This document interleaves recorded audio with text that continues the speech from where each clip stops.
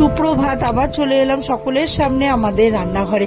আজকে আমি তৈরি করে দেখাবো দুধের সরবাটা দিয়ে ভোলা ভেটকির ঝোল। প্রথমে মাছটাকে নুন হলুদ মাখিয়ে নিয়ে আমি ছাকা তেলে ভেজে তুলে নেব। এবার ওই তেলের মধ্যে গোটা জিরে, গোটা গরম মশলা, তেজপাতা, শুকনো লঙ্কা ফোড়ন দিয়ে টমেটোটা দিয়ে দেবো। দিয়ে এবার আলুগুলোকেও দিয়ে দেবো। দিয়ে ভালো করে নাড়াচাড়া করে একটু ভাজা হতে হতে এবার আমি মশলাটাকে করে নেবো।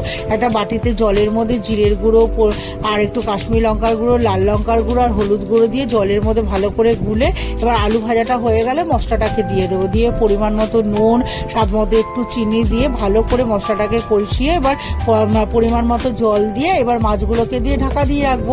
আর এবার ঝোলটা ফুটতে ফুটতে একটা পেস্ট করে নেব। আমি দুধের সর আর একটা বাটিতে কাজু, কিশমিশ আর মৌরি ভিজিয়ে রেখেছিলাম। এবার ওটাকে একসাথে পেস্ট করে নিয়ে এবার ঝোলটা ফুটে গেলে ওই মশলা পেস্টটাকে দিয়ে নাড়িয়ে চাড়িয়ে নামিয়ে নেব। তাহলেই তৈরি হয়ে যাবে আমার দুধের সরবাটা দিয়ে ভোলা ভেটকির ঝোল।